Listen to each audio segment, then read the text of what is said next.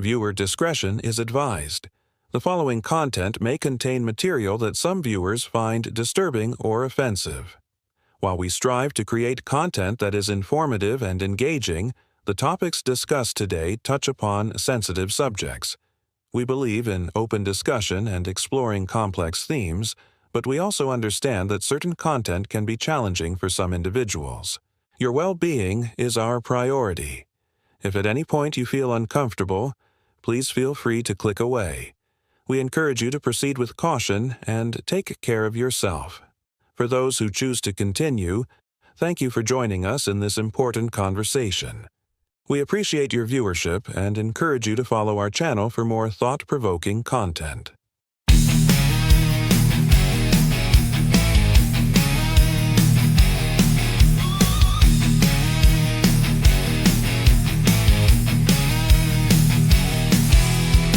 They said the truth was buried deep, locked away, no eyes to see.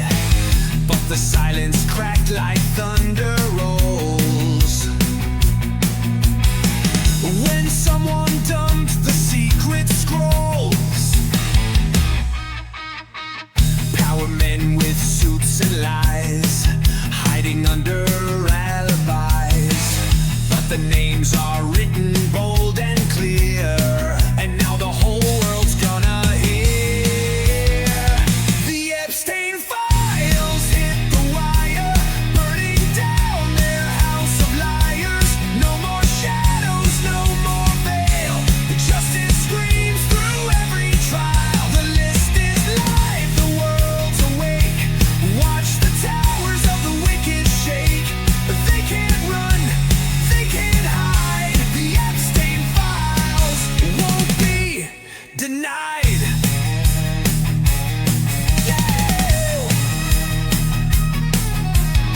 They played with power, flew the skies on wings of sin and televised lies. But now the flight logs light the page with every name they can't escape.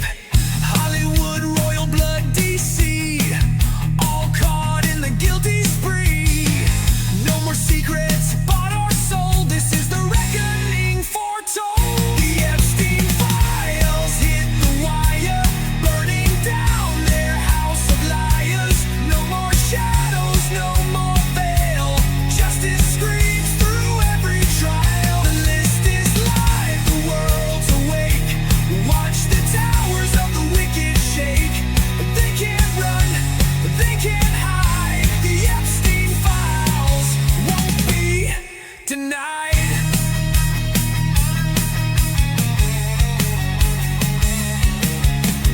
Prince and president, mogul and priest, every name, every deed, sealed in blood, now set free.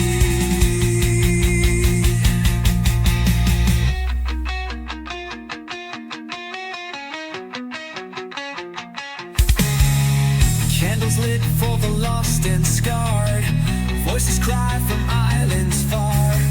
No hush money can silence fate. Truth has kicked down the gate. The Epstein files, they cracked the code, burning every gilded road. No more whispers in the dark. Now the whole world sees the mark. The truth is out, the lies are dead.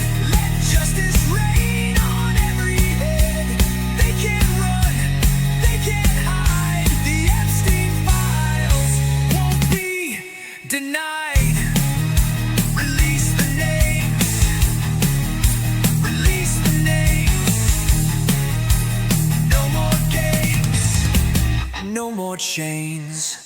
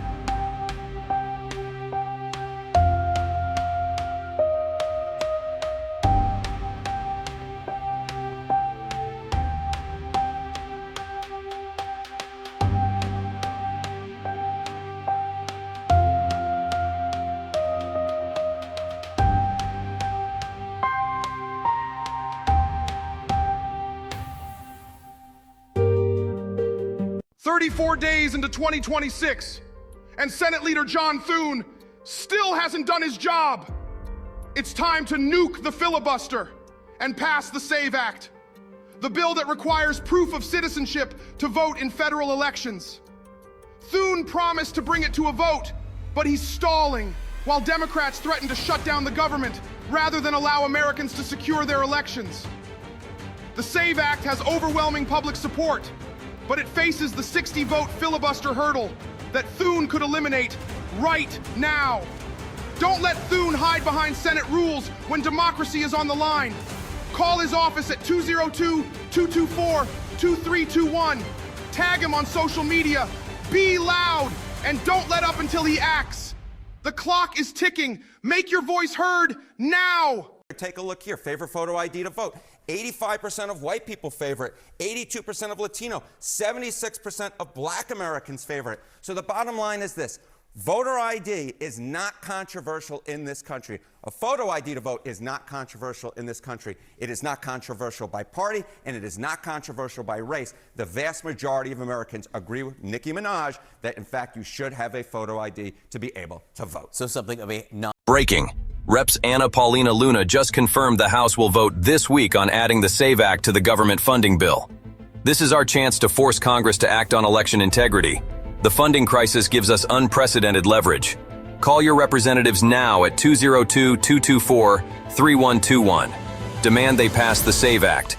Your voice matters. Make it heard today. New bill on the floor. Big consequences for voting. But what's real and what's rhetoric? Let's break it down. The Save America Act, reintroduced January 29, 2026, would add 2 requirements. Photo voter ID to cast a federal ballot. Documentary proof of U.S. citizenship to register. Sponsors say it boosts election integrity. Critics warn it would restrict registration options, end online registration in many cases, end mail-in registration in many cases, leave millions without easy access to documentation. In the Senate, Majority Leader John Thune has promised to bring a tougher version to the floor. Republicans are discussing tactics like a talking filibuster or other procedural workarounds to force a vote. Right now, roughly 49 Republican senators back the concept. Even unanimous GOP support would still face the 60-vote threshold, unless Senate rules change. That's the situation. Big changes proposed. Sharp debate ahead. Key procedural decisions will determine whether the bill gets a final vote. If you're watching America's city politics, you need to hear this. The federal government is drawing a line in the sand. No help unless you invite it. This week, President Trump made his stance crystal clear. Sanctuary cities facing unrest won't get federal help unless their leaders officially request it, using the magic word, please. ICE and Border Patrol will only step in if local governments say they can't handle it themselves.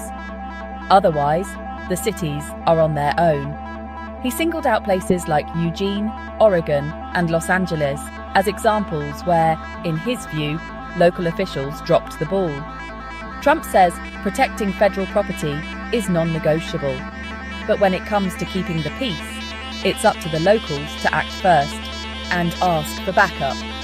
Meanwhile, 700 federal officers are being pulled out of Minneapolis. Will city leaders swallow their pride and call for help, or stick it out alone? Stay tuned. This policy puts all eyes on local leadership. Here's Trump saying he's pulling out ICE, and then it goes to 21 where he expands on that, and then Tom Homan explains. Here are those clips. So I want to be clear, because it sounds like there is a shift in immigration enforcement here, that there's going to be a shift after Minneapolis. What should Americans expect going forward? Well, one thing I say to my people, you know, we do a good job, we don't get credit for it. I say they have to ask and they have to say please. When a city is Who has to ask and who has to say please? The mayor or the governor. I don't want to go and force ourselves into a city, even if their numbers are terrible. Like, for instance, I got a call from Jeff Landry, governor of Louisiana. He said, we have a big problem. Could you go in and help us with well, let's see, certain sections. I mean, to be honest with you, certain sections of the state, beyond their famous, beautiful city, certain sections of the state. We have done, not only in New Orleans, we've done a really great job in Louisiana, but I was called. I want to be called. Chicago, we could solve the Chicago crime. Well, on that question, which cities are you headed to next? We have 5 cities that we're looking at very strongly, but we want to be invited.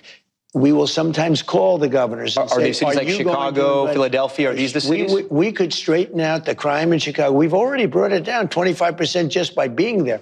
We could have Chicago be a safe city, just like D.C. is a safe city, just like all of these places that we've gone to. And I look forward. You know, I didn't campaign on that. Yeah. I campaigned on law and order, but I didn't think I'd be going into individual cities and making them safe. Anything else you can tell us about the 5 cities? The 5 cities, anything else? So Americans are ready? We'll be announcing them very quickly, but we could do something. As an example, I was called by people. San Francisco said, please, we have a Democrat mayor. He's trying very hard. Would you, friends of mine that live there, it's got crime problems. Would you let him do the job and not come in? Let's see how it works. I said, look, I can do it much quicker, much faster. Don't forget, we remove criminals. We took over 2,000 hardcore criminals out of Washington, D.C. If we didn't do that, 2% of the people create 90% of the crime. Think of that, 2%. So you have a criminal, because it's over and over again, 2% create 90% of the crime. We took out 2,000 people, more than 2,000 people out of Washington, D.C., and we now have a safe city. As I mentioned, you've had success on immigration. Okay, let's drill down into the news today. That big change on immigration, 700 officers leaving Minneapolis. Did that come from you? Yes, it did. But it didn't come from me because I just wanted to do it. We are waiting for them to release prisoners, give us the murderers that they're holding, and all of the bad people, drug dealers, all of the bad people. We allowed in our country, I say 25 million people with an open border policy for 4 years under Biden and that group, the AutoPen group, I call them. We allowed to come into our country people the likes of which no country would accept. And we're getting them out. But we've gotten a lot of them out. So crime now in Minnesota, crime now in Minneapolis is down. Crime in all cities is down. And you know why it's down? It's down because of us. It's down in Chicago by 25%, despite the fact that we are always dealing with these people, and they happen to be Democrats, Speaking of that don't know anything about crime prevention. Mr. President, speaking of Minneapolis, what did you learn? I learned that maybe we can use a little bit of a softer touch, but you still have to be tough. These are criminals. We're dealing with really hard criminals. But look, I've called the people. I've called the governor. I've called the mayor, spoke to them, had great conversations with them, and then I see them ranting and raving out there, literally as though a call wasn't made. Given this increase in unprecedented collaboration, and as a result of the need for less law enforcement officers to do this work in a safer environment, I have announced effective immediately, we will draw down 700 people effective today. 700 law enforcement personnel. We have also fully integrated CBP personnel into the ICRO team structure under one unified chain of command. Not 2 chains of command. There'd be 1 chain of command here. Any large enforcement operation I've ever been involved with, there's 1 chain of command, and that's where we're moving forward. During my press conference last week, I announced that moving forward, ICE will be conducting targeted immigration enforcement operations, like ICE has traditionally done for decades, based on reasonable suspicion to question and detain. ICE will conduct these operations and transnational criminal organization investigations with a focus on national security and public safety. I want to be clear. Just because you prioritize public safety threats don't mean we forget about everybody else. We will continue to enforce the immigration laws in this country. So it all just kind of hit me what Trump was saying about Governor Landry in Louisiana. You know, he's saying he wants these governors or mayors to actually ask for the help. Well, there's plenty of red states with these blue cities like, you know, Louisiana and New Orleans. We need to focus on the red states with these huge blue cities. The governors want ICE there. They want the illegal. No, I agree. And that's what Trump's doing. Instead of focusing on blue states and blue cities, the red, we can get it done. Yes. So divert all the assets to these blue cities inside the red states and watch the blue cities fall apart until the point where they're said, hey, it's out of control. And cut federal funding to them. That's the way to do it. Absolutely. Because personally, I don't think there's enough going on here in Austin, Texas with deportations. I see it in Houston. I see it in San Antonio. And Austin is like just another day for everyone. You know, I'd love to see a big presence here in Austin, Texas. And I'd love to see him make a statement saying, hey, all the swing states, all the red states, we're going to be sending these agents into the blue cities. The people voted for it. The governors want it. It's time to take control of the blue cities. I'm here to announce. In a climate of rising suspicion, whispers grow louder about a potential false flag operation targeting children, allegedly orchestrated by radical political elements. Across the country, tension simmers as trust in national institutions wanes and political divisions deepen with each passing day. Rumors circulate online and off. Voices claim these plots are designed not only to incite chaos, but to directly implicate ICE agents in a tragedy. What would be the stakes of such an action? The fallout could spiral quickly, igniting widespread unrest and shaking the nation's foundations. Many fear that a catastrophic event blamed on ICE could serve as the catalyst for calls to dissolve key agencies and shift federal power. The specter of civil war looms large in speculation, as accusations fly between political factions in media and online forums. Could manufactured outrage be used as a device to delegitimize President Trump's administration and force his removal from office? Analysts weigh possible outcomes. Who would benefit from orchestrated unrest, and what would be the toll on American society?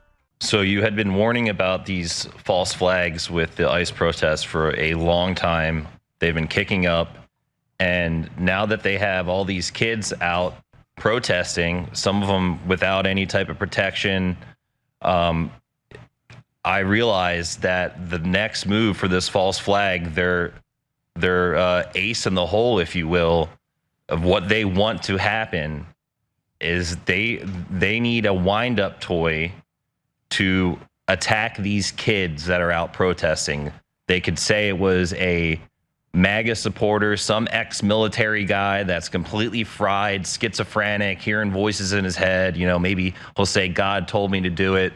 And he will mow down these kids on the side of the road, on the side of the highway, maybe jump out, start shooting them. And it is like the new Sandy Hook in terms of they're going to use this situation to totally discredit everything that ICE is doing, totally shut down all the operations, and it'll be the thing they've always wanted to happen. That is what they're looking for. And when they have these kids out coast to coast, they're everywhere. I mean, they're just sitting ducks. So it only takes one nut job to do this. The final piece is, Podesta says, Trump will do normalized operations in the official plan, Wall Street Journal, New York Times, to then get them killed and then have the blue states secede in blue cities and have a civil war. And then all the accoutrement, the movies, and the propaganda. Democrats calling, we need blood, we need our supporters killed so we can blame Trump. I mean, the Axios, they tell you. But obviously, I'm like, do they kill a bunch of illegals or a mix of protesters? And I said on air, you know, they'll have kids with them, they'll get killed. Now the left's bringing kids on purpose, the shield's going to hurt. But the way you quantified it is, no, they snapped their fingers Wednesday, and by Thursday, thousands of videos all over the country, and then kids run in front of cars on purpose.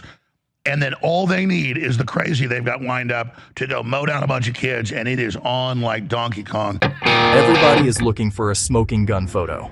Everybody wants answers fast. But speed and truth aren't the same thing. Here's the short version. The Justice Department released over 3 million pages, tens of thousands of images, and videos tied to Jeffrey Epstein. That flood of documents has names, flight logs, emails, and a whole lot of blurred lines between evidence and gossip. Then the messy part. AI-created images, doctored photos blew up across feeds. Platforms and fact-checkers flagged fake Farage Polaroids, fake Trump Polaroids tools, detected Syntha-D watermarks on alleged Epstein with child images. Bottom line, some viral hits were outright fakes. So are you wrong for sharing? Not automatically. You are wrong if you share accusations as fact without proof, if you amplify images that experts call manipulated, or if you ignore victims' privacy. You're doing the responsible thing if you check credible sources, read the DOJ notes, look for independent verification, and label speculation clearly. Innocent until proven guilty matters here. Big time. The documents show contacts and interactions, not courtroom verdicts. If an allegation is serious, let investigators and courts do their work. Final thought. Curiosity is good. Virality without verification is dangerous. Share responsibly. Verify, cite, and respect privacy. That's how you fight misinformation without becoming part of it. Alright, deep breath, because this is wild. The Department of Justice just dropped over 3 million more pages tied to the Epstein Files Transparency Act, nearly 3.5 million pages total. And inside? More than 2,000 videos, 180,000 images, and a lot of names you know. But here's the kicker. Reports say the full archive may be over 6 million pages. Representative Ro Khanna says DOJ has released at best half, and that even that half shocks the conscience. Translation: this was the clean half. So what's in the other 3 million? Let me lay out what we can actually point to. The new dump includes FBI compilations from 2025 of high-profile allegations, while the DOJ is simultaneously calling those specific claims unfounded and false. No evidence against the most speculated figures. People have accused others too. No evidence. The paper trail's there, but the government's saying the most explosive stuff doesn't hold up. Next, the tech world. Emails show Epstein was in contact with at least 20 prominent tech executives, investors, and researchers, some current CEOs. Elon Musk publicly said he refused invitations to Epstein's island, but emails in the files reportedly show Musk asked to visit in 2012 and 2013, including, quote, "What day-night will be the wildest party on your island?" Now, context matters and people can evolve, but those emails exist, and the fallout is already real. First's founder, Dean Kamen, was put on immediate leave after his name popped up, saying Epstein had pitched him on clean water and power projects. Slovakia's national security advisor Miroslav Lajčák resigned. In the UK, Lord Peter Mandelson resigned from Labour, and the files show Epstein paid him $75,000 across 3 payments in 03 and 04. There's also the Bannon tape from his 2019 doc project, asking Epstein, "Do you think you're the devil himself?" Epstein says, "No, but I do have a good mirror." And later, "No, the devil scares me." Creepy doesn't even begin to cover it. Now, here's where it gets contentious. Former high-level CIA operative Patrick Byrne is out there saying the release we saw was sanitized, and he wants the rest out immediately. Rip the Band-Aid off. The idea is simple. If the truth has to come out someday, sooner is better. If that missing half exists, are we talking more travel logs, financial flows, security footage, blackmail materials, or a mountain of dead ends meant to drown the signal? And yes, the internet's asking the nuclear question again. Did Epstein fake his death? I'm not saying that's true. I'm saying that until all the records are out, custody logs, forensics, comms, the whole chain, people will keep asking. So here's where I land. Release it all, responsibly redacted for victims, so the public can see what's real, what's noise, and what's a smear. Because half-truths feed conspiracies.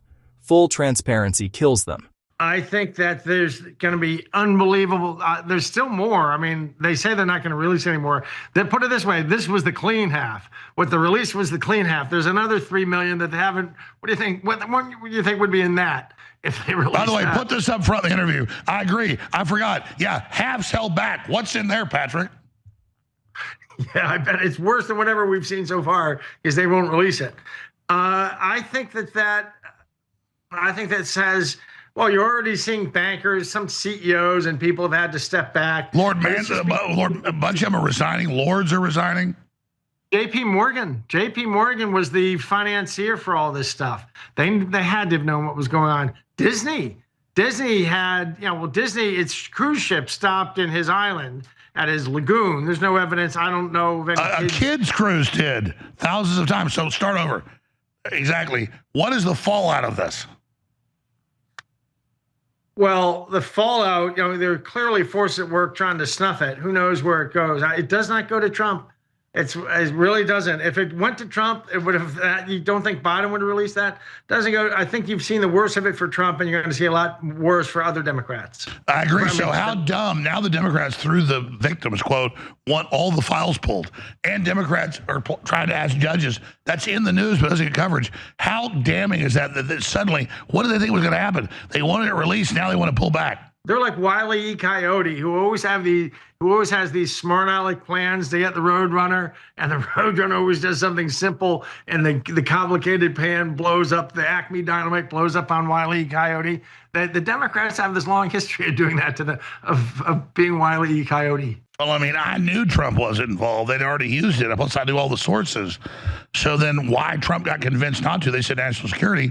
I say Trump just does his own expose, brings it out, does PowerPoints, exposes it all, goes to full war with him. But he keeps wanting to make deals for stability. The problem is they don't want stability. So give them what they want. Give them total war. Although he could be at the moment, it's conceivable. I don't have any evidence that it is, but it's conceivable he's using it to blackmail some people. Well, I said that over a year ago before he got in. I said two paths. He blasts them with it and uses it, or he blackmails them with it. And I said, don't do the blackmail because they can do it back the other way, even though it's not true. I said, justice be done, may the heavens fall.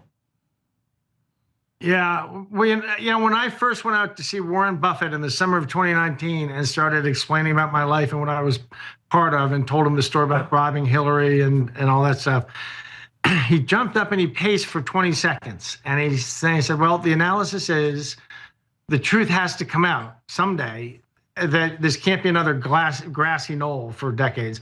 The truth has to come out someday. And given that it has to come out someday, the sooner that it comes out, the better, because then we can excavate, we can start moving forward as a nation. And I would give that same advice. You can't contain the truth. The truth has its own way. Whatever's in the rest of that stuff, just let it out as well. No, I agree. Pull the Band-Aid off. Yeah, pull the Band-Aid off. Maybe say Trump could say, look, if we keep the House and the Senate, I'll release the rest of it in one more year. Give the public time to digest the first half. No, I agree. But the Democrats are so dumb, they'll surge back and say release it. Like the point is, there's no even control within their corruption, which I'm not endorsing, but there's nothing worse than a corruption that isn't even under control. Yeah, the Democrats, I think it's 90% Democrat, 10% Republican. There's Republicans all mixed up in this too. I agree with you. It's just like Doge found 93% of the frauds Democrats, but 10% Republicans. Then fry them all. I'm going to start with the headline that made my jaw drop. The Office of the Director of National Intelligence, led by Tulsi Gabbard, obtained voting machines from Puerto Rico and tested them for security flaws.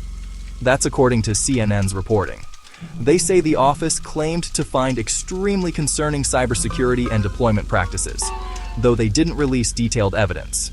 This push reportedly fits into a broader search for voter fraud pushed by President Trump, whose rigged election claims were rejected by courts and audits. Here's where it gets messy.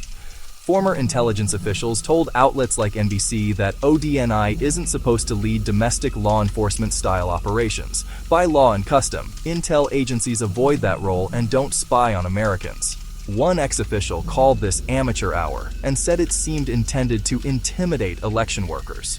There were also whispers about foreign interference angles, Venezuela specifically.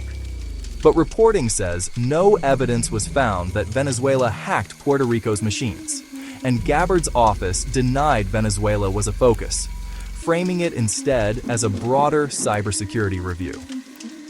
Now Patrick Byrne, the former Overstock CEO, has been a loud voice in the post-2020 election saga. He's facing an ongoing defamation suit from Dominion Voting Systems seeking over $1.7 billion after he repeatedly promoted false claims that machines were manipulated to swing the election. His attorney, Stephanie Lambert, was arrested after a court hearing and faces separate criminal charges tied to alleged voting machine tampering. Byrne is now saying he expects more county election center raids and arrests for election theft. Important disclaimer, that's his claim. I haven't seen verified evidence backing imminent raids, and authorities haven't announced anything like that. So where does that leave us? If ODNI really found serious vulnerabilities, show the receipts, technical details, methodology, independent validation. If critics say this overstepped legal bounds, let's see the legal analysis. And when anyone promises dramatic arrests any minute now, treat it like a stock tip from a stranger. Verify before you amplify. Stay curious, stay skeptical, and don't let sensational headlines do your thinking for you. I'll keep tracking it. Is there something about Puerto Rico that gives the federal government greater access? And why are they doing it in Puerto Rico? Is it because it only happened there? Or it just seems to me like, this happened in a lot of states, but maybe did they start on Puerto Rico because they had some sort of access that they don't have to normal state functions? No, it started in Puerto Rico because there's a guy, the U.S. Attorney of Puerto Rico is the only honest guy in the DOJ at some level. His name's Stephen Muldrow. The man that article mentions, the U.S. Attorney of Puerto Rico. This is what in the U.S. system, the cardinals of the church are the U.S. attorneys. There are 94 of them. They're sprinkled across the country. Biden came in, and Trump appointed when he appointed a lifelong DOJ guy to be the U.S. Attorney of Puerto Rico, not a political position, and the guy wasn't a political guy, a careerist DOJ, highly regarded, 36-year prosecutor. Biden came in, he fired 93 out of 94 U.S. attorneys, right, but he left that guy in place because the guy he's not a Trumplicant. He's everyone in the DOJ respects him. He's a guy who worked his way up. He's what U.S. attorneys should really be. It's not and honest. I've never met him face to face, but I know quite a bit about him because I know, and they say he's like a priest and that he seems mild, but he's got a spine like a iron rod. They say he's just a tough guy, just no nonsense, as straight as an arrow as you can find. And so he's so well regarded across the DOJ. He's the one who started this. And he had reasonable cause, reasonable grounds to believe that there was corruption, something to do with the machines. I think it has to do with the supply chain of the machines. They say that the machines come from Taiwan, but really there are key components out of Beijing in them. Something that he gave him enough of an authority that he got a warrant and he seized the machines used in November 2024 in Puerto Rico. What's especially funny about that is the Democrats thought they had the election in the bag. So I'm sure they whatever they had wanted to do, whatever the kinds of tricks they pulled, they were doing it in Puerto Rico because they never thought they would have to answer for it. So I'm highly confident they found dirty stuff. I don't think Fulton County, Georgia is the last place they're going to raid. They have probable cause to raid 5 other places. I think they could have done a year ago, but they've really taken a long time. It turns out, I thought that everyone who doubted us, I got really angry. All these 5 years, anyone who doubted us, I thought was faking. I thought they were gaslighting me. And I'm sure there are a lot are. But what I've learned is, no, people are really this suggestible. I don't know if the needle made them stupid or what, the vax. But I know Republicans that I consider smart, normal people, they don't believe there was anything stolen. So it's taken a year to get the bureaucracy of the United States federal government to sit and interview and look at the history and do a full intelligence analysis and realize this horrible thing. For 20 years, we and 71 other countries have had our whole political history bent, and so that we're crashing into walls. That's all been, that's a masterstroke.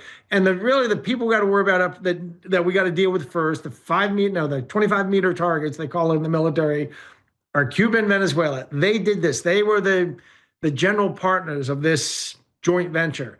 There were other shareholders, China, Iran, Russia, CIA, who knows, but the general managers of the partnership in the military, the 25-meter targets, the first guys you got to shoot. Then you worry about the people, the 100-meter targets, the 400-meter. The 25-meter targets are Cuba and Venezuela. And I think this is I'm an anti-war guy. I'm a Milton Friedman guy.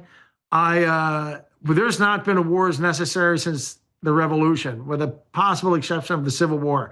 This is more important than World War I or World War II. We were overthrown by a Cuba-Venezuela 25-year espionage effort. And China is the chairman of the board of the joint venture, but Those were the two guys we got to worry about first. And the Trump foreign policy of cleaning up this hemisphere, I'm totally fine with it. If the U.S. is going to survive, we got to clean up this hemisphere and carve out these tumors. Contrary to the blatantly false and slanderous accusations being made against me by members of Congress and their friends in the propaganda media, the Office of the Director of National Intelligence has and will continue to take action under my statutory authorities to secure our nation and ensure the integrity of our election. So, very powerful letter there.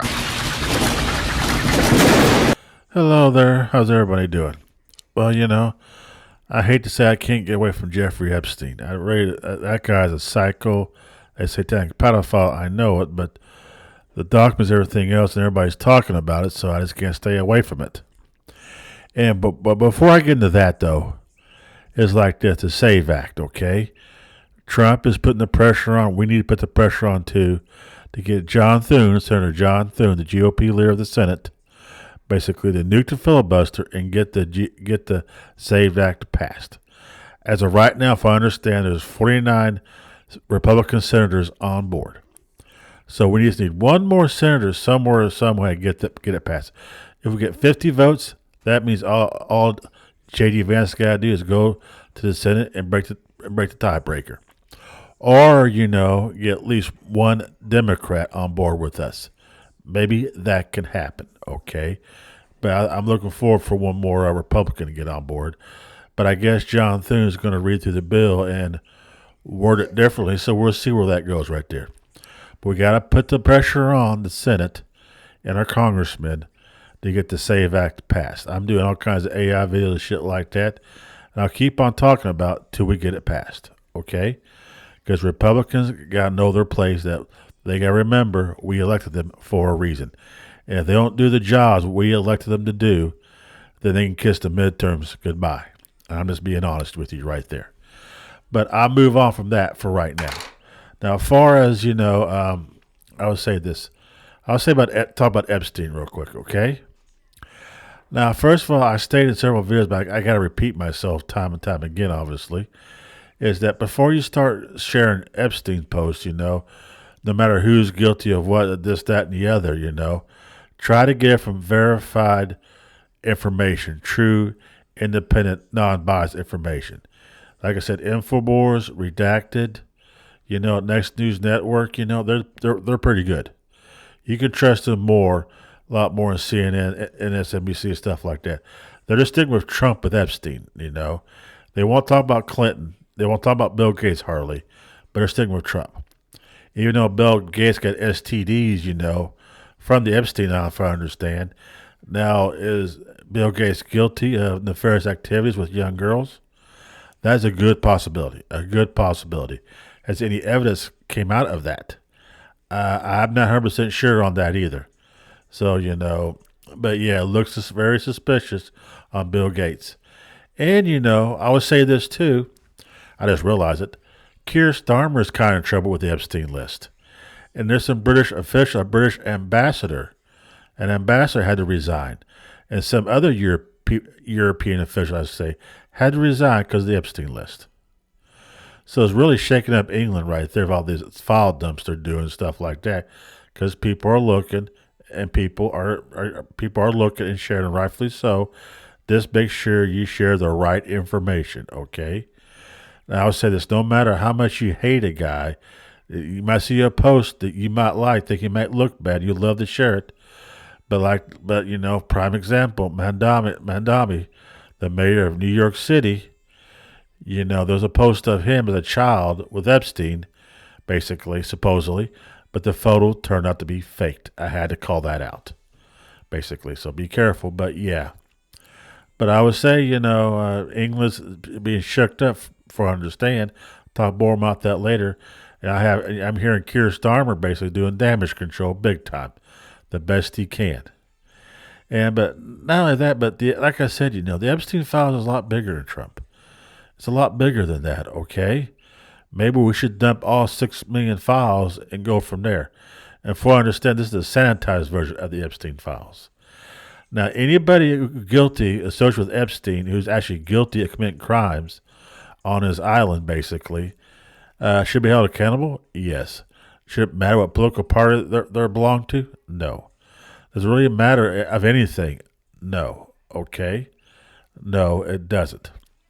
But while afraid what's going to happen, I heard Alex Jones talk about false flags and stuff like that, And I start to believe the government might try to do something to distract us from the Epstein files. Reason that because they're going to try to save their bacon and save their asses.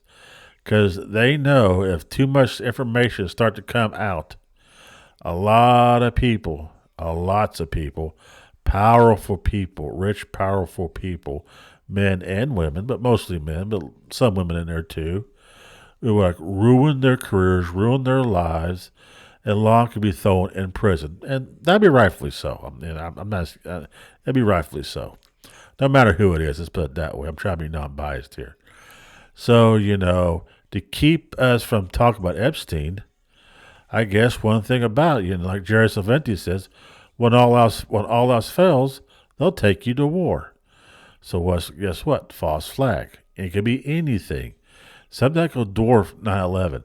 I mean, they've been looking at Iran here real closely, and I know they love to go into Iran. So have a major attack on a U.S. city or a U.S. base somewhere overseas, blame it on Iran, then we'll start go to war with Iran, basically, We have all these terrorist cells, stuff like that, and there won't be nothing, basically, for the Iranians to do something like that, Well, I'm sorry. Well, it won't be enough for Iranians to do something like that. That is true. I'll make that statement. But, or somewhere in the deep state, CIA can do something. Let's put it that way.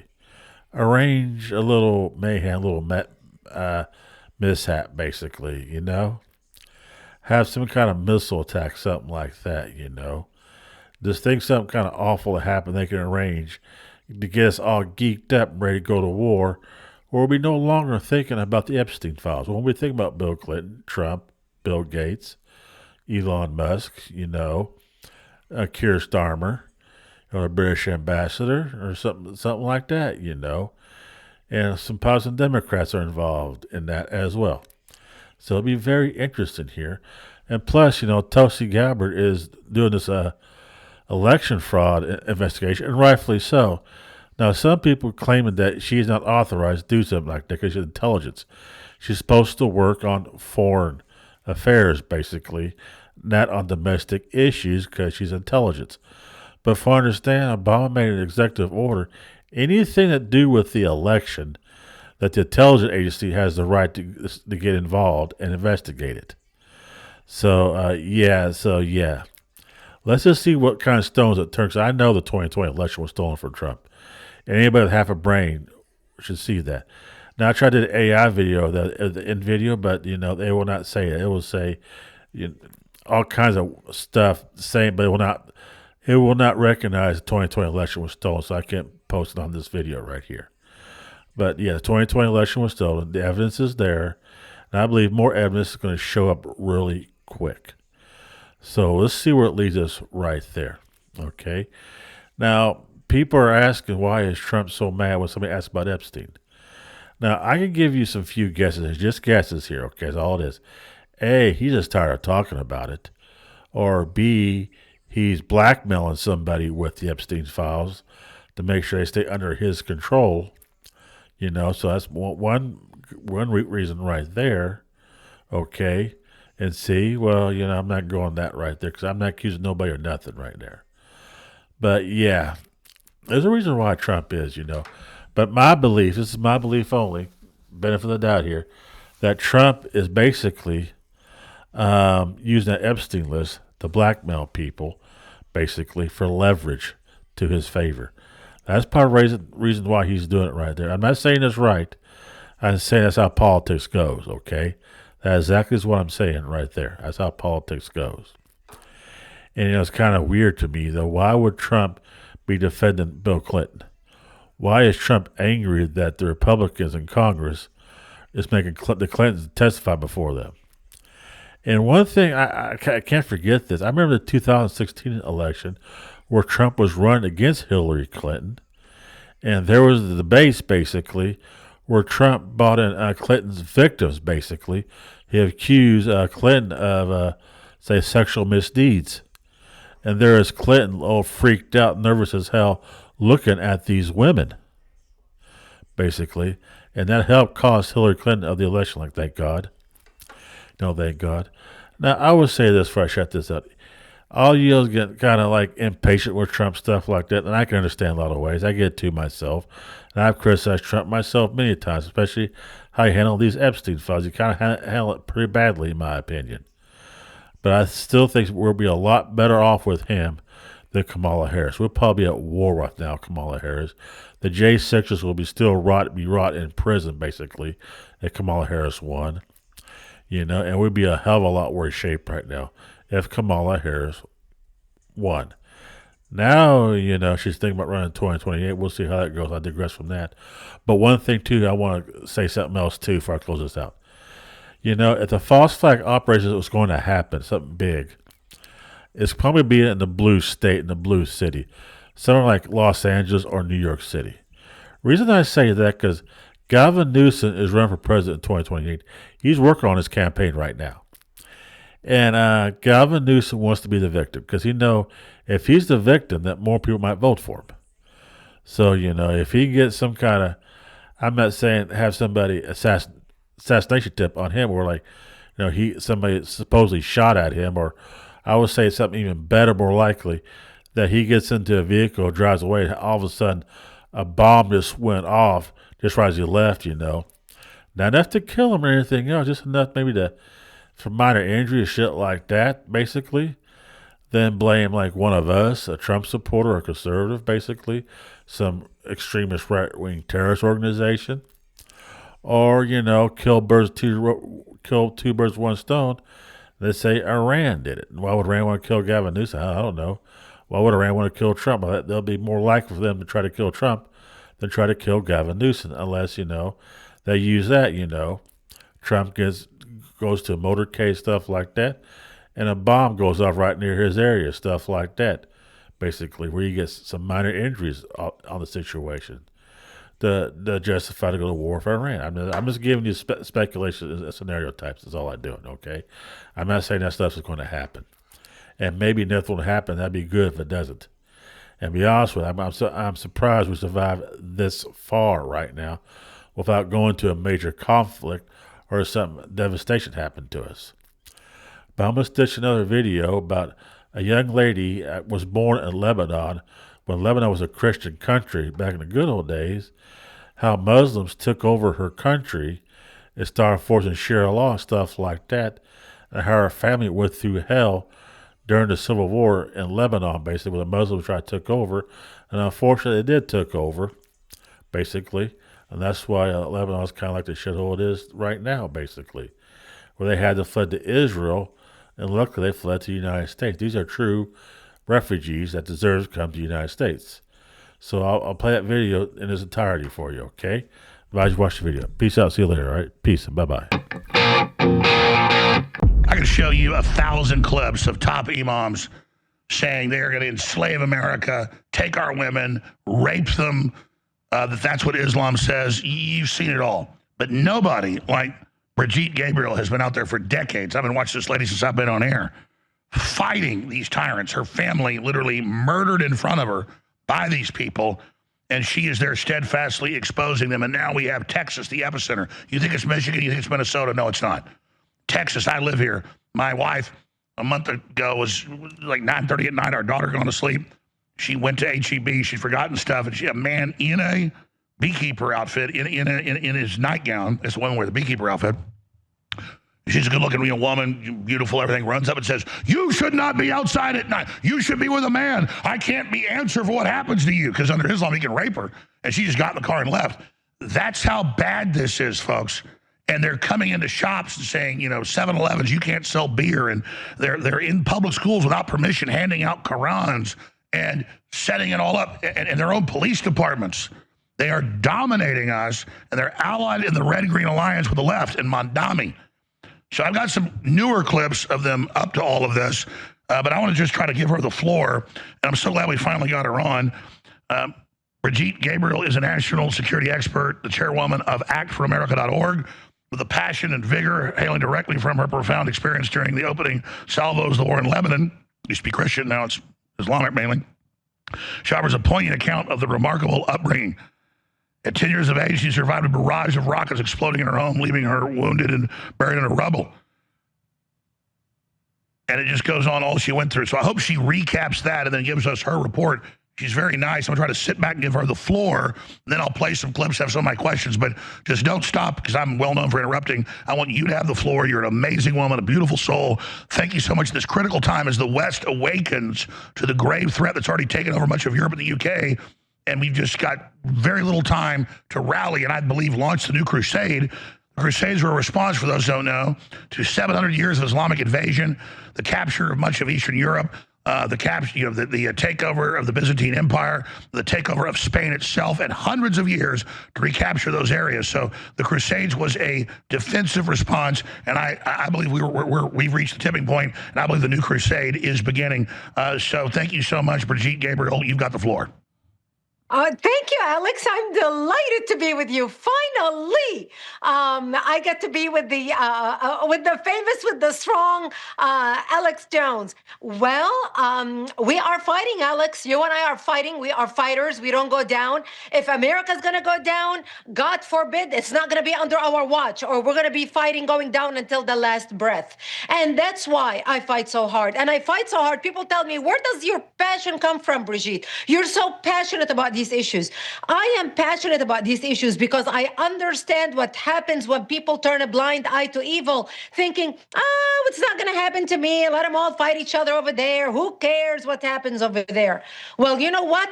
Over there is now over here. My story started when I was born in Lebanon. Lebanon was the only majority Christian country in the Middle East.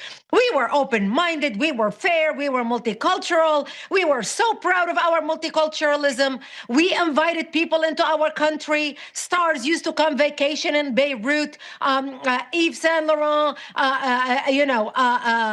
Coco Chanel, all the big stars used to come on vacation. Sophia Loren, etc., Frank Sinatra. What we did was import people into our country that did not share our values because we wanted to be nice. We wanted everybody to like us. We wanted everybody to come because, you know what? Do unto others what you want others to do unto you. We had something good going. We wanted to share it with other people.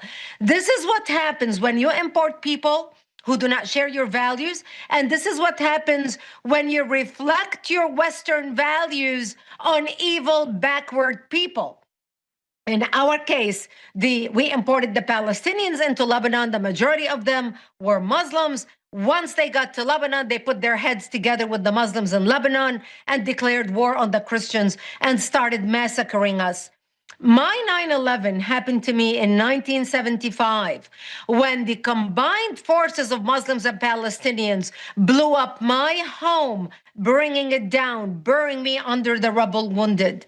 I ended up in a hospital for 2.5 months and later ended up living in a bomb shelter underground in an 8x10 room without electricity, without water, and very little food. And that's where I lived for the next 7 years of my life, from the age of 10 till the age of 17. To get some food, we would crawl out under the bombs and dig out dandelions because it was the only greenery we had to eat. To get some water, we would crawl out under snipers' bullets because we were surrounded by Muslim snipers to a nearby spring to get some water. And every time we left our bomb shelter, we would say our last goodbyes because we did not know if we're going to come back alive or dead just to get a drink of water. I remember 2 years into our ordeal, and, my father, at the beginning of the war, he would say to me, oh, all the big countries are going to see the massacres happening in Lebanon, how the Muslims are butchering the Christians, killing them. France is going to come. America is going to come. Australia is going to come. Canada is going to come. And we waited and nobody came. We became nothing more than a blurb on the evening news worldwide. But I remember 2-3 years into the war, I remember we got a word, one of our Christian militia friends stopped by and he said, Brigitte, I just want you to know we heard a lot of chatter on the radio and we believe we're going to be slaughtered tonight.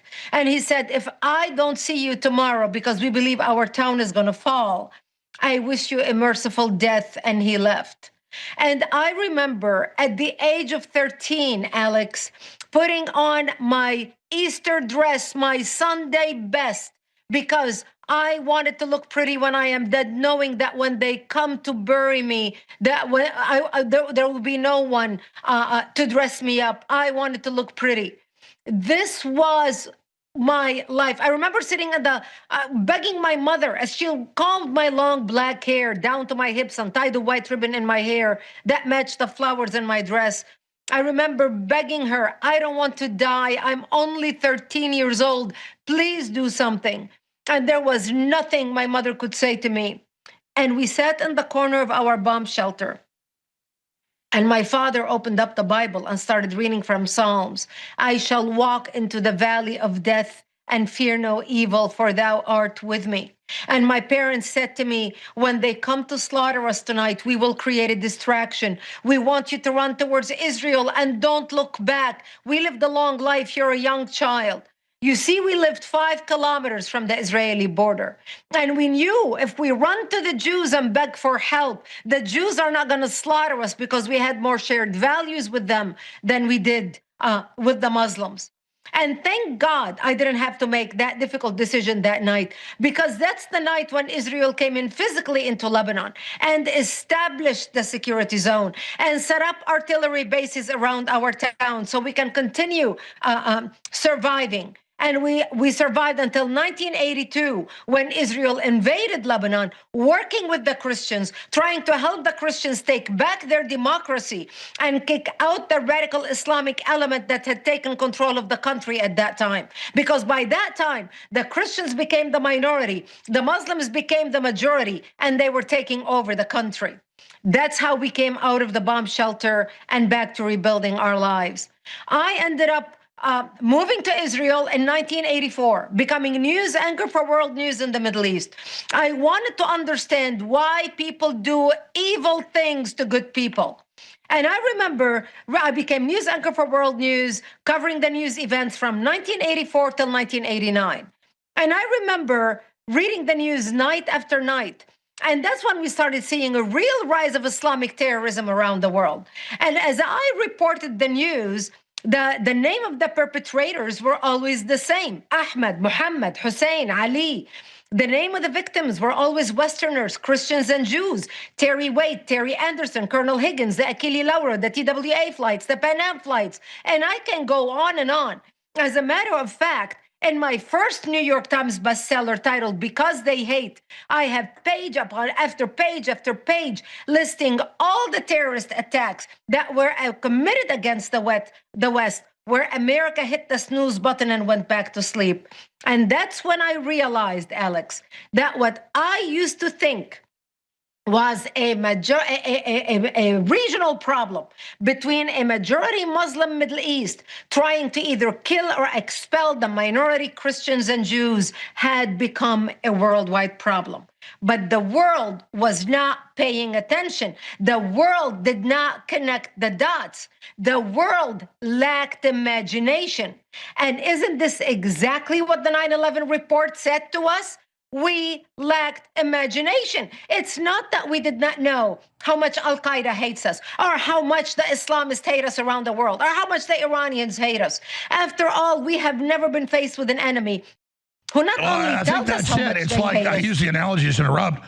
When they went to Galapagos Island 180 years ago or whatever, you had these giant dodo birds, bigger than turkeys, delicious. They never had a predator, so the sailors could come over and just hit them on the head. And pretty soon there were no dodo birds. Or here in Austin, I live on a golf course. The deer walk right up to you because there's no predators. Now in the countryside, there there's wolves and coyotes and people that they hide. And it's the same thing. People have just had it good so long. But I look at the Middle East, and so much science came from there. Like the Dark Ages began again. We had our own Dark Ages in Europe, but the Dark Ages started 1,400 years ago with Muhammad. And you look at all the science stuff, it just goes away. You look at what Persia was like. You look at what Lebanon was like. Anywhere, it was super advanced, not just in fashion and style, but in science and everything.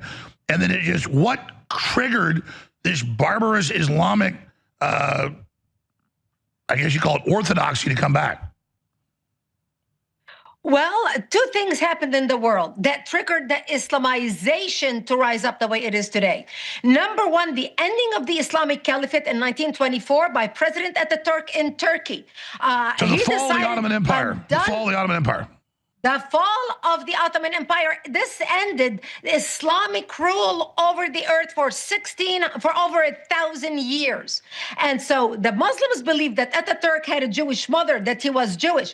He ended the Islamic Empire. He said women have a right to an education. Women were not allowed to wear hijab. Women can get jobs. And he told the men, you're not allowed to grow a beard. He put the nail in the coffin of the Islamic Empire. By the time he ended it, Islam had ruled for over 1,000 years. So 5 years later in Egypt, a group of Muslim radicals sat together and said, how can the Islamic Empire fall? Islam is the supreme and they set up the Muslim Brotherhood on earth. Muslim Brotherhood. Right. About the Muslim Brotherhood. So 5 years later, those groups formed the Muslim Brotherhood. And, the Muslim Brotherhood, even by the 1950s, people thought, oh, they're not going to get anywhere. Islam is dead. Islam is over. The Islamic Empire is never going to be resurrected. But two things happened in the Middle East that gave the Islamists the power and the money to explode worldwide. The number one thing that happened was in 1979, the Iranian Revolution, brought to you by a Democrat, Jimmy Carter, who put the Ayatollah Khomeini in power. If we are dealing with Iran, what we're facing today... Well, let's not skip over Hitler, too. Let's not skip over Hitler. He gave support, too, early on. He worked, that's right. That's a whole other thing. But that's right. So in 1979, the Ayatollah Khomeini came to power, which gave the Islamists the spiritual leadership and also the discovery of oil in the Middle East, which we discovered and we allowed them to nationalize. Now they have the money and they had the power and they exploded on the world stage. The West did not pay attention to them. And you brought a very important point about the Nazis working with Hitler. What most people don't realize, people think that the Yellow Star is a German invention. That was a Nazi invention. Oh, no. The Yellow Star was invented by Khalil al-Mutawakkil in Iraq, the second Khalif in the 900s, who invented the Yellow Star to identify the Jews as they walk down the street, because Jews under Islam are considered najis or filth. Najis is bodily fluids. Najis is bodily waste. It is like a dog. That dog For folks is that don't know, considered under najis. Islam, you either you convert or pay the tax, so they were under the tax. That's right. Yeah. That's right. So the Yellow Star was invented by the Islamists that Hitler borrowed 1,000 years later and implemented. And this is why the Mufti of Jerusalem worked very closely with Hitler. And actually, the Mufti of Jerusalem had a special brigade in the Nazi army where they were helping the Nazis with their genocide against the Jews. So when you hear about the Palestinians, today they hate the Jews, only because of the occupied territories. Bunch of baloney. This all goes back to Islam, the religious itself. That's where the hatred is coming from. No, but I think you just went there. Sure, you've got globalists funding the Islamics and all that. And again, I'm not against Israel, but I'm critical when we need to be. So I'm not just like purely on the Muslims all day. I criticize our own government too, and the Chinese government. I'm not just Chinese people. But Israel being established, that also pissed off and supercharged the Islamicists. I'm not saying Israel shouldn't exist, but I'm saying that was a big part of it too. Well, you know what? No, actually, Alex, I disagree with you. This is only new. The Islamists did not need to recharge when they massacred 2 million Armenians in Turkey at the beginning of the century. 2 million Armenians. No. Islam was mad that it was women. being. You're right. It launched its new attack before the Jews came along. Same new. Butchering and massacring. By the time the Islamic Empire ended in 1924, Islam was responsible for the murder of over 100 million people. But doesn't Israel, and I'm not saying Israel murdered. shouldn't exist, I'm saying, doesn't then Israel after 47 become a rallying point, though? Yes, but all they need is an excuse. But then again, look at me. I'm Lebanese. So when they massacred the Lebanese Christians in 1975, we were Arabs. We spoke the Arabic language. We were Christians. We were not Jewish. And they massacred us the same way they did October 7th. They hanged men on crosses. They would cut a cross on a man's chest and nail him to a cross. They would cut his genitals. They split pregnant women's By the way, stomach Obama open and backed got the Arab babies out. Spring. Obama backed the Arab Spring. And the takeover of Egypt, they blew up hundreds of churches, killed thousands in crucifixion. That was Obama. Is Obama the leader of the Muslim Brotherhood? Obama worked very closely with the Muslim Brotherhood. He is the one who invited them to the White House. He made the top list, the Muslim Brotherhood Project for North America. The last page lists 29 front Islamic organizations set up in the United States for the destruction of the United States from within. Number one on the list is ISNA, Islamic Society for North America.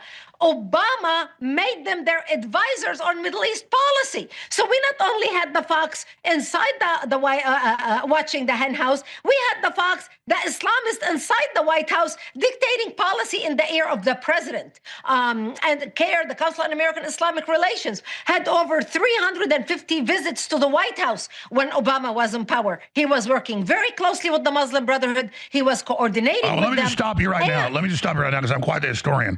I just want to say, like you say, your Arabic background, Lebanese. Look how beautiful and smart you are. And imagine what the Middle East would be like if it was Christian.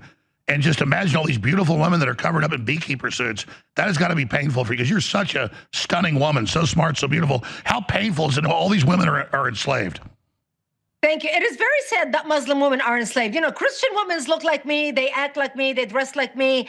Unfortunately, the Islamists, the Muslims, drove most of the Christians out of the Middle East. You talk about a genocide. There's a genocide by the Muslims against the minorities in the Middle East. But I look at the women in Iran, for example. I look at the oppressed women in the Middle East, and I feel sorry for them. The Iranians, I mean, we're talking about Texas, yesterday. Hold on, stay there. We got to go to break. Let's come back and talk about the amazing women of the Middle East and of Persia. I mean, just amazing women, and they're totally enslaved by scum. We'll be right back. Stay with us.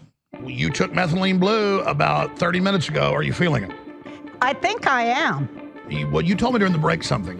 Repeat what you said is happening. You feeling the... I feel like that stuff in my fingers. I feel tingling fingers. You're feeling the Palpatine love? I think I feel the Palpatine love, yeah. Well, go ahead and there's the camera. Blast them with full power right there. Yeah! Powered by methylene blue, ultra methylene blue at theologicalstore.com. So seriously though, I didn't, during the break, I said, are you feeling? She said, I feel the tingle. I do. What are you feeling now? Well, it's kind of going up my arms. I feel it in my head and neck, too. Like, when I'm talking, it seems like it's not really me talking. I can hear my talking and going, wow, you... I agree. It's almost like an out-of-body experience for somebody. Like, that's how it's like, I didn't tell you that. It's like you're behind yourself. That is what it feels like. But my brain's going really fast. Because my brain, sometimes it goes so fast that I can't get it out on paper. Yeah, all it does is increase electrochemical activity in the mitochondria, but that's a big deal. No, I really like it. I'm going to have to get on this stuff. Here, show her Kennedy taking it. Kennedy literally gobbles it. Unlimited power! Oh, Unlimited power! Am I going to be like that? Well, I'm like that normally, so. Yeah, you are like that normally. Unlimited populous power! Volunteer power!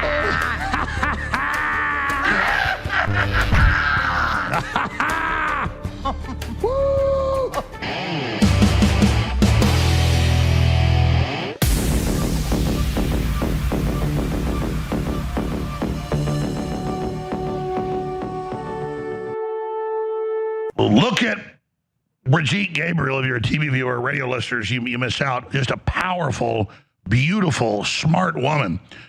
And then you look, in fact, she's Arab.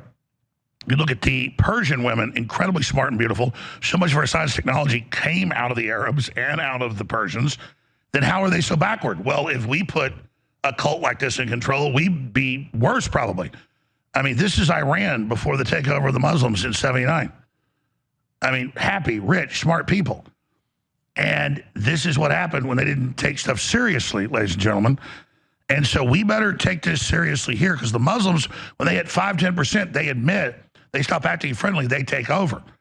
And they all play friendly and we're not part of it. But no, this is the takeover. So perhaps, Brigitte Gabriel, you should talk about what he teaches, Muhammad in the Quran, who he was, the steps of this deception.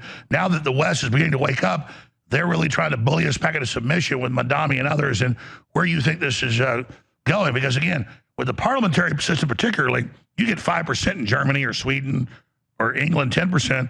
They're going to win every election because they can swing vote that. Because it's not 50-50 with the parliament, folks. That's how they keep winning. Starmer with 18% of the vote. The Muslims at 8-9%, they rule your country. And now, like a beehive, they boiled out and are at our city councils, on the streets, bossing people around, getting my wife confronted. What are you doing out? You woman can't be out alone. And the guy was all obviously sexually attracted. She's a very beautiful woman. And he was like, you shouldn't be here. I can't say you can't be protected. What he meant was, under Islam, I can rape you because you're out here without a man. These people are sick, folks. And I can play you imams on Palestinian TV, women and men, saying, when we conquer Israel or any other country, we can put their kids into slavery because they can sell you drugs under Islam because you are an infidel. You're a kafir. Explain that to people. Exactly. And I learned this lesson when I was laying in a hospital bed at the age of 10 when I was wounded, going from one surgery to another. I would ask my father, why did they do this to us? And my father would tell me, because we are Christians, they consider us infidels and they want to kill us. So I learned since I was a 10-year-old little girl that I am wanted dead simply because I was born into the Christian faith and lived in a Christian town. We have a saying in the Middle East, أولاً يأتي السبت وبعده الأحد. First comes Saturday, then comes Sunday, meaning first we kill the Jews, then we come for the Christians. So right now, all throughout the West, we have imported or allowed to come in as refugees or break the law, like what happened under Biden in the last 4 years in the United States. People coming into our country, we do not know what hellhole they came from. They are now coming in big numbers. And once they have the numbers, they already have the numbers. I mean, look at England, look at London, look at in England, every major city has a Muslim mayor. So they democratically elected themselves into the government. They multiply, they have a lot of children. And the West, we have the disease to please. We want people to like us. So our elected officials lose their spine because they do not want to be criticized when they speak about radical Islamic infiltration or the infiltration of a culture that does not share our values. And we're seeing the same thing happen in America today. So Europe is at stage 4 cancer. It's very difficult to turn the ship around. America is at stage 2 cancer. We can still fight it. And most people were distracted when Mamdani won election. Oh my gosh, the whole country was talking about Mamdani running. Mamdani's going to win. We're going to have a Muslim mayor for New York City. Do you know that day, 42 Muslim candidates won elections in the United States on that day? I did. Mamdani was 1 out of 6. Mamdani was 1 out of 6 mayors. They won 20 city council positions, 6 school board members, 2 state legislatures, 2 federal judges, and I can go on and on. 76 Muslims ran for office on that day, and 42 got elected. Most Americans have no idea, and they wonder why we are seeing what's happening in America today. The hijab day at school. Iranian women are burning their hijabs, putting their life on the line, dying to get rid of the hijab. Yet in Texas, they sneak into a school, set up a table, pass Qur'ans, and tell the daughters, the girls to try on a hijab. Just try it on. It looks so beautiful. And by the way, we see footage out of Sweden, Germany, Netherlands, England, Ireland, Scotland, Italy, where they don't even tell the parents, just like with Drag Queen Storytime. They bring the little girls in and have them put on the hijabs, have them bow to Allah because they're paying off the government. I'm going to play a few clips since you mentioned it. Here's Muslim students at University of Illinois, and then we've got more of them in Texas handing out the Qurans. Let's play clips 7, 16, 18, and then there's also the other clip. But here it is. America is the cancer. America, the American government, secularism, democracy, capitalism, these are cancers that have spread their illness all over the world. In America and in the Middle East. In America over here, people have the freedom to, again, like I said before, commit zina, do all fahisha, but when you speak up, it's a problem. Non-Muslims are tired of this cancer. They're tired of the American government. They're tired of democracy. They want to see a new way of life. And as Muslims, we have to understand that we have that new way of life. Rasulullah sallallahu alaihi wasallam was sent as a mercy for all of mankind. وَمَا أَرْسَلْنَاكَ إِلَّا رَحْمَةً لِلْعَالَمِينَ. He was sent as a mercy. Why? Because the way of life he brought will bring that mercy. The way of life he brought will bring that tranquility to Muslims and non-Muslims. Non-Muslims won't have to worry about these issues they worry about now. They won't have to, because Islam is a just religion that has come to be implemented upon. The election of somebody like Mamdani, it is a game changer. We need somebody like Mamdani to be the mayor of New York. And that is a victory for the ummah. I'm jumping the gun here, but this is one of the narrow-minded that need to break here. And if you don't understand this, then honestly, you need to rethink through your understanding of civilizational strength. Everybody has a role to play. Muftis have a role to play, and politicians have their role to play. Let everybody be active in their role. This is a strength of our community. And of our greatest strengths, like I said, the political freedoms we have. The guy tried, not once, not twice, 8 times to shut our project down. I don't want to go into all the details because of time. He failed miserably at every single level, and the project is still going full steam ahead. Do you understand what I'm saying here? The governor of one of the largest states of the world, Texas. Everything's big in Texas. Hello, tell me the story. What happened today at school? Okay, so I'm Marco. I'm the president of the High School Republicans at Wiley East High School. And today there was an organization called Why Islam that had a huge table booth in the front of our school today. And they were giving hijabs to girls out throughout the high school, and they were giving out Qurans, and they also had pamphlets about Sharia law and other Islamic things, and they were giving out these bags. And I had a discussion with the women that were there, and we're trying to understand what's going on. Was everybody in a hijab? So they were passing out to as much, girls as they could. So that was their goal. How many students took those bags? I don't have an exact number of how many people took them, but I can say that they were trying to get as much out as they could. And it was during the school day, right? Yes, it was during lunch. During lunch. And we typically have colleges come out, where we have our clubs have tables, but we've never had a faith group, to my understanding. So Christians have never been allowed to come? Not from what I've seen. I've never seen churches or Bibles passed out. I can't affirm that that's 100%, but what I can say is that this was a big thing that they wanted to push out today.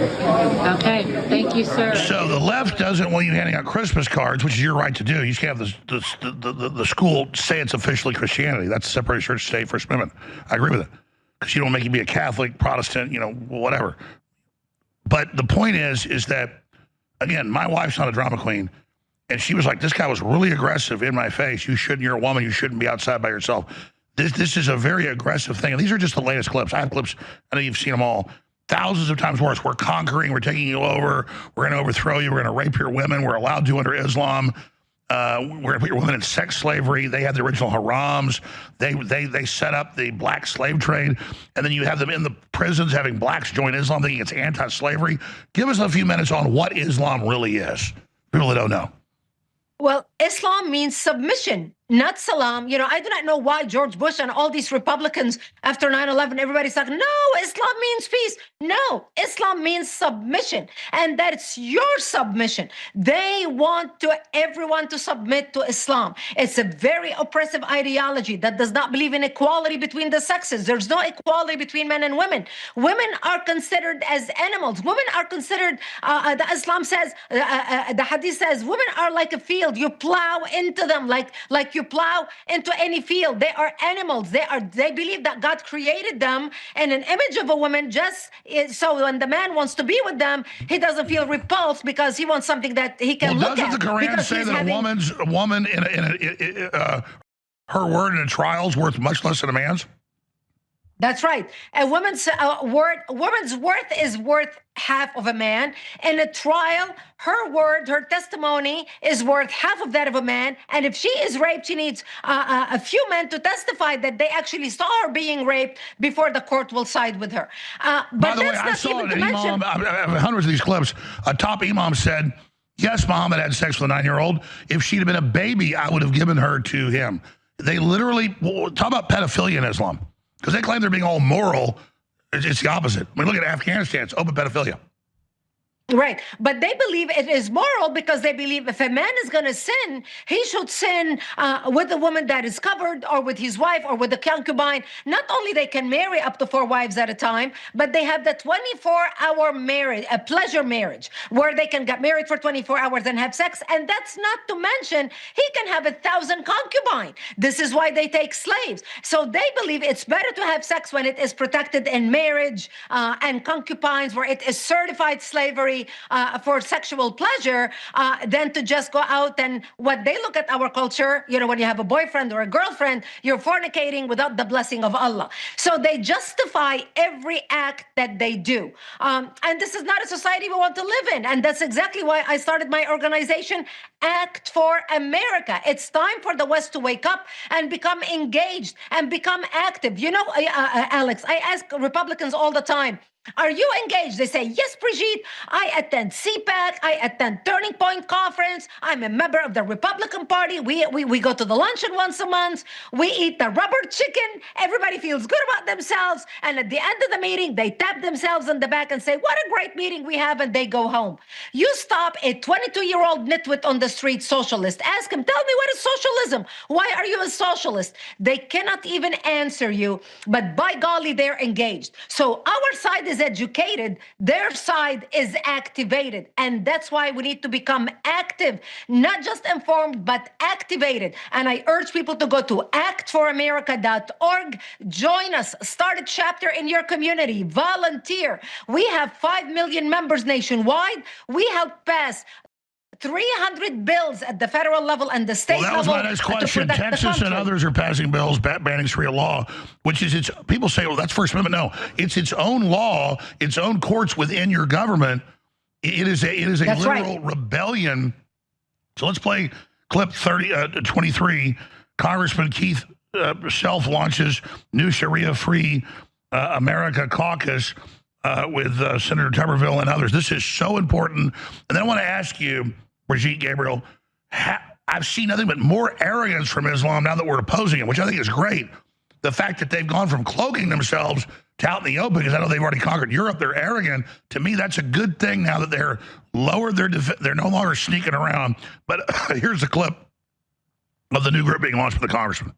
Good afternoon, and thank you for being here, especially to my congressional colleagues who stand behind me, willing to confront one of the greatest threats facing our nation today.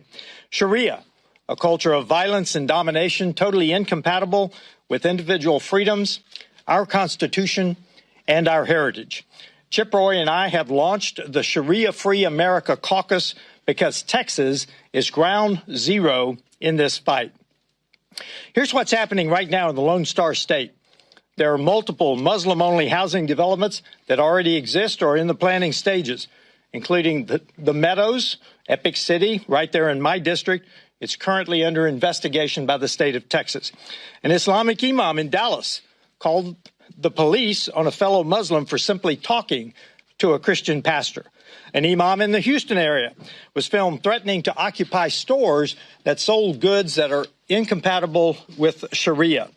Just yesterday, at a taxpayer-funded high school in my district, an Islamic group set up a booth during the school day to pass out Qurans. Unauthorized, they did that. These examples multiply daily.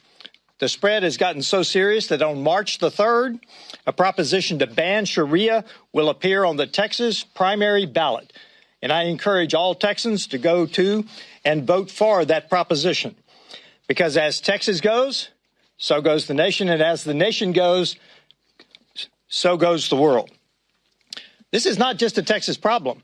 Sharia is on the march across America, from Arizona to Minnesota, Alabama, Florida, and beyond. No state is safe. As of today, our Sharia-Free America Caucus consists of 33 members of Congress from 18 different states. That's over a third of the country. It also has the support of Senator Tuberville, who is here today and has been one of the leading voices against the threat of Sharia. In fact, this caucus grew out of a conversation that he and I had at the White House Christmas party. All right, we got limited time left with our guests. I want to play part of this. What are the Islamists doing now that people are finally taking action? Because the left's like, oh, the ACLU wants to ban my speech or your speech to criticize, transgenderism, but they love Islam. They say, no. What if Mexico tried to come here, or Germany, or Russia, and say we're setting up our own courts, our own system? It's completely illegal. Of course, Sharia law must be banned. Speak to that. How do we counter Orthodox Islam? Sharia law must be banned because we have documented 143 cases where Sharia law was used instead of the Constitution of the United States in 22 states, Alex. So this is a major problem, and I'm so glad to see the country waking up. Elected officials are waking up, but we need to wake up within the local communities. This is exactly the importance of mobilizing chapters within the local community so you can know when there's a decision coming down by city council to build a major Islamic compound in your community with a mosque and a school and et cetera, et cetera. And they're patrolling in their own cars. They're telling people they're telling my wife to not be out at night. Right, exactly. So you need to mobilize in your own community. You need to start your own group. As much as the Islamists are organized, we need to organize. And this does not mean just going and hearing a speaker, speak at the Republican Party meeting or attending a conference once a year. Mobilizing at the local level means monitoring what's happening in your community and running your own people to run for city council, school board, state delegates, and start taking back your community one position at a time. That's how we're going to be able to build the firewalls that the to Second protect America. Crusade is almost beginning, and how are the Muslims? Why are they responding so arrogantly before they snuck around, as the Quran tells them? Why are they so arrogant right now? Because they feel so emboldened after 6 years of Obama, after 8 years of Obama and another 4 years of Biden, they feel emboldened. And look, even under the first Trump administration, they did not lower the kibosh on them that much. I mean, President Trump wasn't really, he was trying to figure out the water, test the waters in the first 4 years. They were very afraid of what happened, the Islamic reaction. And so, but things are changing. He is more empowered now, and the Islamists realize that the country is waking up. And actually, it's because they became so belligerent in your face that the country now is waking up. We had to get to this point in order for the country to wake up. No, I agree. So I'd love to see reform in Islam. I don't want to fight these people. They're beautiful people like you. They're just under a cult. But what do you make of UAE and what they're doing? Saudi Arabia trying to moderate. I mean, is that genuine? Because why not? That's smart. You don't want to have a war with them. Is there any glimmers of hope in Islam? There is glimmers of hope because of the internet. The people are now exposed to how the rest of the world lives, and they realize they are living in the dark ages, and they want to move forward. I know the Crown Prince of Saudi Arabia chose for he's got the Saudi Arabia 2030. On his board, he chose one of my friends to be on his board to modernize the kingdom. She's Jewish, lesbian, been married to her wife for 35 years, so he asked her to be on his board, and she's been serving on his board for the last 5 years. So they're trying to modernize. They are trying to move forward, and that's a good thing. It's going to take a lot of work. It's not going to happen overnight, but the more pressure we put on them to bring about change in the Middle East, like what we're doing with Iran right now, I cannot wait to change the regime in Iran. We need to change that regime. I think President Trump is doing the right thing. But that's why we need to push as well our own government to make the right decisions for our country and stand by our allies who want liberation from Islamic radicalization, like what the Iranians are doing right now. That's how we're going to end this Islamic radicalization and nip it in the bud. I agree with you overall, but I love how, though, they go the extreme of, I'm not against the lady, but, why not just go with, mainline conservatism? But I get it. No, they definitely, women can not have jibs, have jobs now. I think Islam, that it's already got wealth and power, is we can go back what we were before Muhammad, super smart and great, and not blow ourselves up fighting the West, because I think they realize the new crusade's coming. One way or another, it's going to happen. Yeah, because the West is waking up, is revolting. When you look at the European governments right now, they have parties electing representatives who are running strictly against Islam. Who would have thought we're going to get to that point? Yet they're going to win. Look at Geert Wilder in the Netherlands, for example. Look at the Italian prime minister. I mean, look what's happening around the world. I can also play you 10 clips I've seen last month of members of the UK Parliament or Muslims saying we're conquering this Islamic takeover. So in a way, they're doubling down when we wake up. I love that, actually. Why are they so arrogant? I love that. I love that. And you know what? Sometimes all it takes is a spark, Alex. I think now while they see other people standing up, more people are coming. I mean, look at the anti-Sharia caucus in Congress. 5 years ago, it was a dream. I've been working with Congress since I started my organization in 2002, actforamerica.org. They were afraid of their shadow. To see 31 people right now who are members of the anti-Sharia caucus goes to show you that there is a rising spirit nationwide. No, I agree. The trance is over. Because they know. The bullying is over. The Islamists need to know, hey, you ain't in the same ballgame now. Like, you know. That's right. Not well, in take America. how it took 700 years. They had to push all the way into Western Europe to finally get Europe going. Well, this is just taking 50, and they're about to get it. You can feel it. You can feel it. We need to resist them, but we need to resist them democratically. And our side needs to come out and vote and become engaged. I agree. We're not going to run around with battle axes, but I'm saying the new crusade is an information war. Right. Do you agree with me, though, that the new crusade basically has begun the last few months? I believe a lot of people have woken up to the threat, especially after watching what's happening in the Christmas markets in Europe. When you see Germany barricading Christmas markets as if you are walking into a military fort, when you see Christmas and New Year's Eve cancellations. I'm not trying to say new crusade to be provocative. I'm saying it is what it is. No, figuratively, yeah. No, I agree with you. We're not in the day where people are going to carry swords and go kill each other. This is not what we're talking about. But we're talking about people democratically and peacefully coming together and working together, using our republic and our laws to be able to take back our country, where we can institute laws and lawmakers that say, we're not going to allow Sharia to be practiced here. You want to practice Sharia law? Maybe you should immigrate to Saudi Arabia, immigrate to Indonesia. Yeah, you want to put your daughters in to the beekeeper United States. You want to do that to your family, get the hell out of here. Yeah, no more bullying, no more attacking us. Incredible. Brigitte Gabriel, incredible interview. Join us again soon. It's so good to have you. ACT, Brigitte. Where else people find you? actforamerica.org? actforamerica.org. We need people to join us. Go start a chapter, become a member. The country has to be mobilized. That's the only way we're going to win. And I named the organization Act for America. Not think about America, not hope for America, not pray for America, but act for America. Because we can think and hope and pray, but without action, nothing happens. Well, that's right. And again, I can play 1,000 clips of imams saying, we're conquering you, you're pathetic, we're going to rape your women. It's like it's on us that we put up with this. Like, my God, they've declared war. I mean, it's like, okay. I'm like, I'm looking for a fight, but if you want one, you came to the right place. I know this is going to end, but if you want to fight, you better believe you got one. Brigitte Gabriel, we'll talk to you soon. God bless you. Godspeed, and thank you so much. Thank you so much. Bye-bye. Wow. We'll be right back.